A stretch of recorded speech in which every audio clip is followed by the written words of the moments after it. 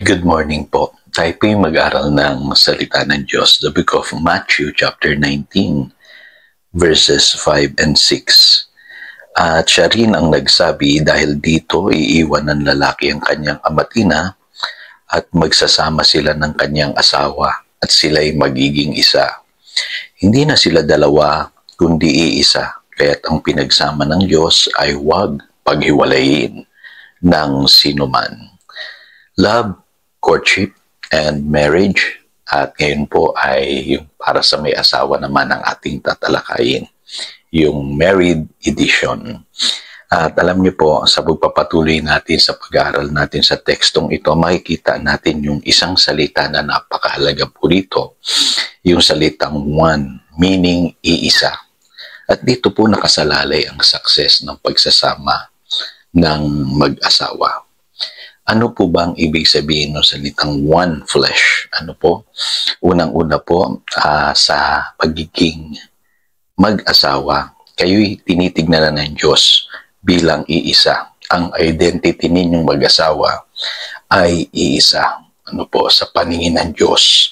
Ngayon sa paningin ng tao, depende po yan. May mga tao kasing hindi naniniwala doon po sa term na one flesh, ano po, masyadong independent po ang thinking ng iba.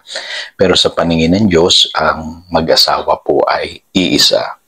Kaya mapapansin niyo po sa Hebrews chapter 13 verse 4, sabi diyan, marriage should be honored by all and the marriage be kept pure, for God will judge the adulterer and all the sexually immoral. As sa 1 Corinthians chapter 6 verse 18, sabi po diyan, flee from sexual immorality. He who sins sexually sins against his own body. So mapapansin nyo, no, binanggit po diyan, against his own body. Kapag ang isa sa mag-asawa ay gumawa po ng adultery, ano po, siya'y nagkakasala sa kanyang katawan, both sa kanyang asawa at sa kanyang sariling katawan. Kaya sa tingin po ng Diyos ay iisa lamang po ang mag-asawa. Tandaan niyo po yan. Number 2 po, ang ibig sabihin din po ng one flesh ay intimacy. Married couple should have mutual love, care, and respect for each other.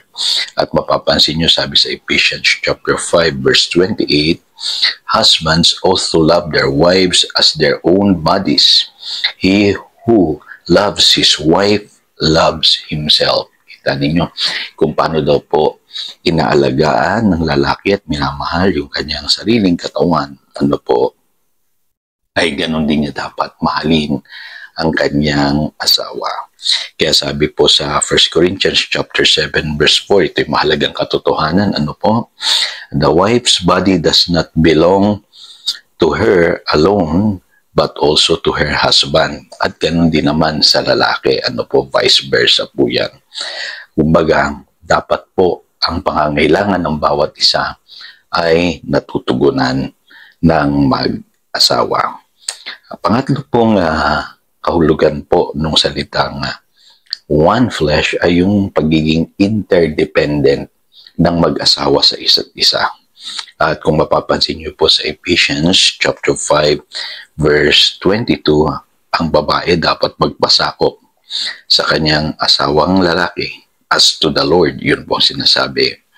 At sa verse 25 naman, ang sabi, husband, love your wife just as Christ loved the church. So magkaiba po yung verb na ginamit. Ano po? Sa babae po, submit. Sa lalaki naman, love. Kasi po, sabi sa 1 Peter chapter 3 verse 7, ang lalaki po dapat considerate sa kanyang asawa. At kailangan irespeto niya ito. Kasi kapwa sila tagapagmana, tinatawag na gracious gift of life. At sabi rito, para walang maging hadlang sa kanilang mga panalangin. Kaya makikita po ninyo, ang mag-asawa dapat po ay team at hindi sila independent sa isa't isa, kundi dapat interdependent sa kanila pong ginagawa. Kaya ang babae, kailangan niyang lalaki, ganun din naman ang lalaki, kailangan niya ang babae.